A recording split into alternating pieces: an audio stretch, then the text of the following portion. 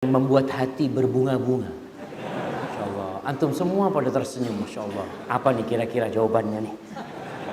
Yang pertama, nggak ada kewajiban minta izin sama istri.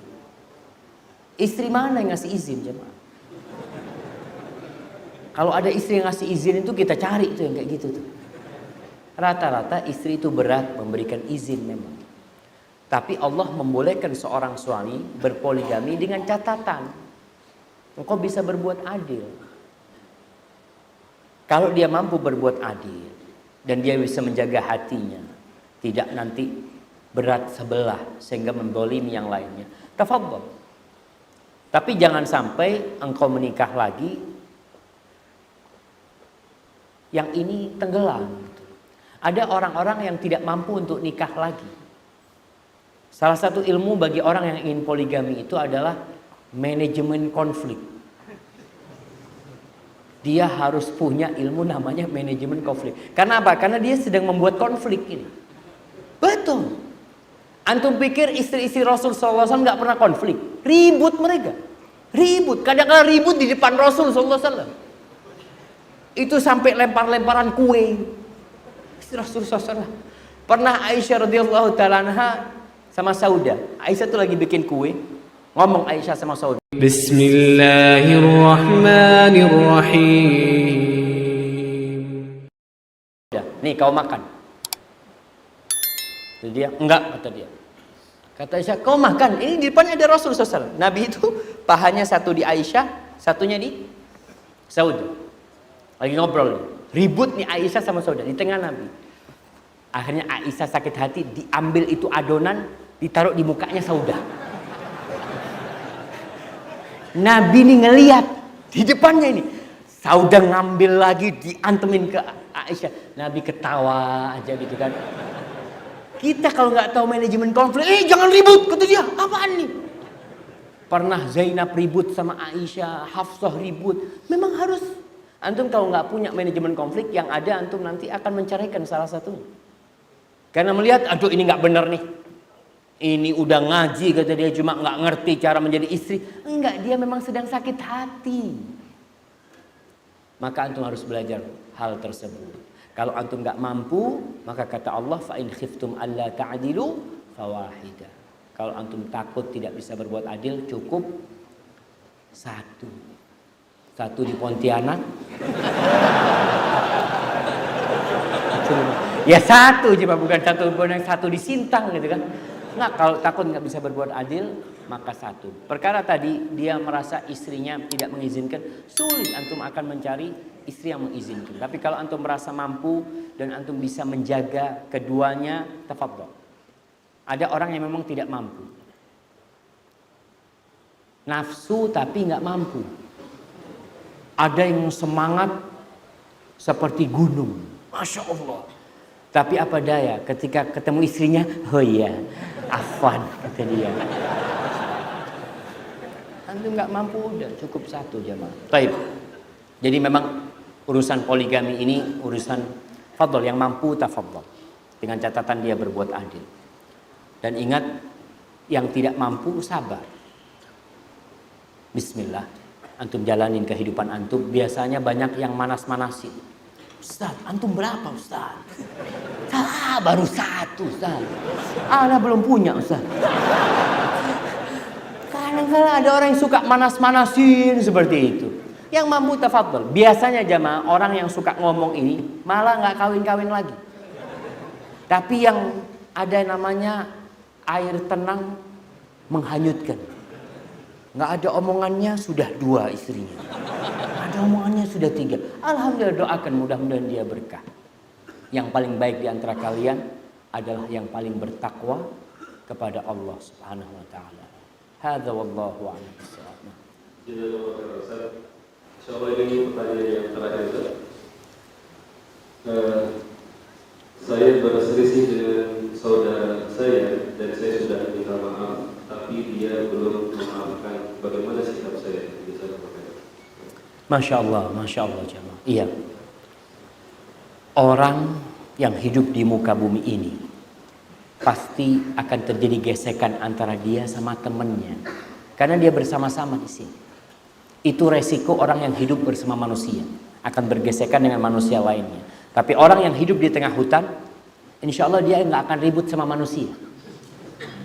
Nggak akan pernah orang punya salah sama dia. Mungkin binatang macam-macam.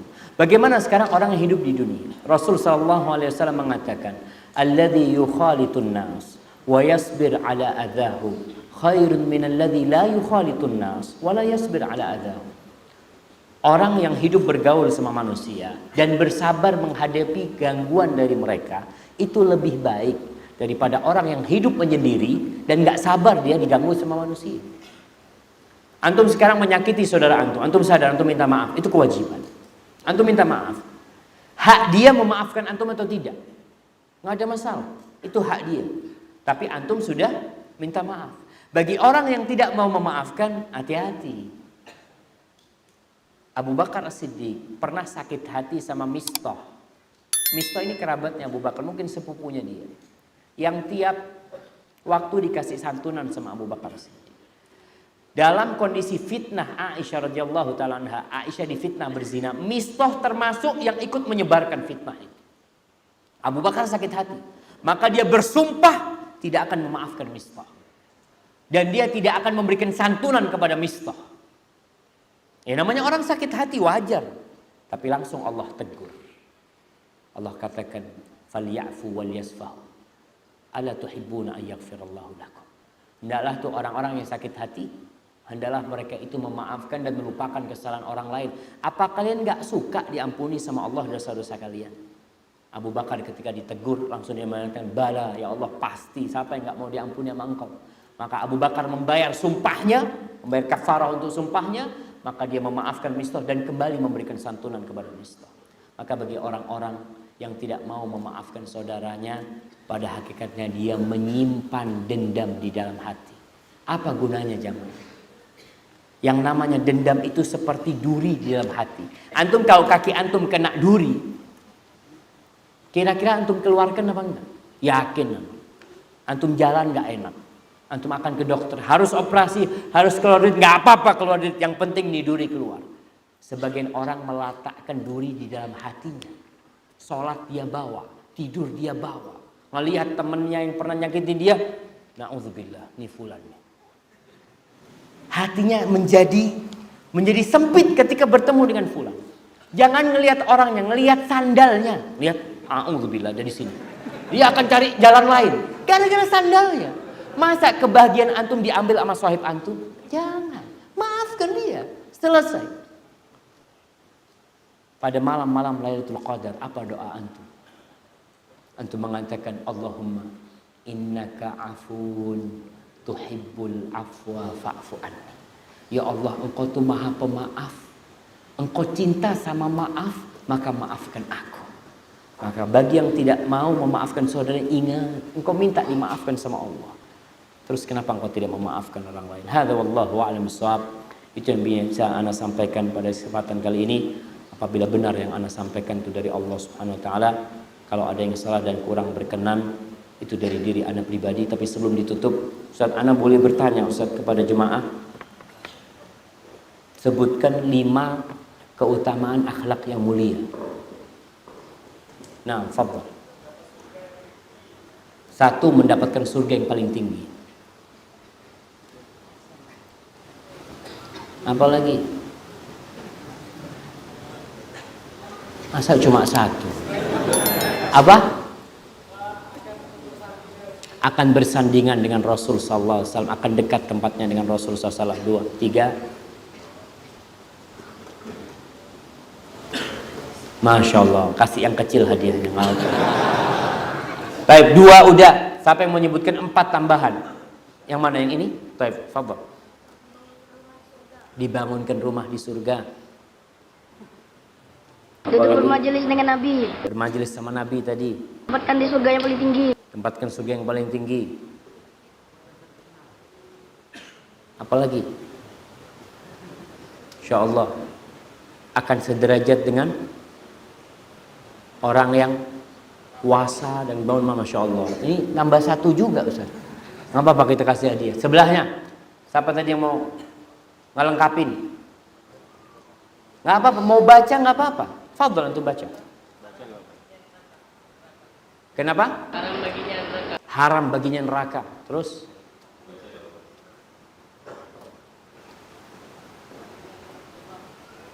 Yang keras. Ditutup auratnya. Ya, yang menahan emosinya akan ditutup auratnya. Akan dicintai Allah. Orang yang paling dicintai Allah. Barakallahu fikum. Fadhol Ustaz. Pertanyaan terakhir jemaah. Bagaimana memperbaiki akhlak kita? Insyaallah. Ustaz Haikal yang milih, anak nggak tahu. Mana Ustaz? Yang pertama berdoa. Yang kedua belajar. Yang kedua belajar. Yang ketiga membiasakan diri. Yang ketiga membiasakan diri, latihan nih. Nah, Yang kemudian keempat mencari teman. yang keempat mencari teman yang baik. Nah, Yang kelima mengetahui kekurangan diri kita. Masya Allah, barakallahu fikum, mengetahui kekuatan diri. Itu yang menjadi penutup kajian kita pada hari ini. Apabila yang anda sampaikan benar itu dari Allah, kalau ada yang salah dan kurang berkenan dari diri anda pribadi. Wassallallahu ala nabiyina Muhammad wa ala alihi wa sahbihi wasallam. Alhamdulillah, jazakallahu khairan kepada Ustaz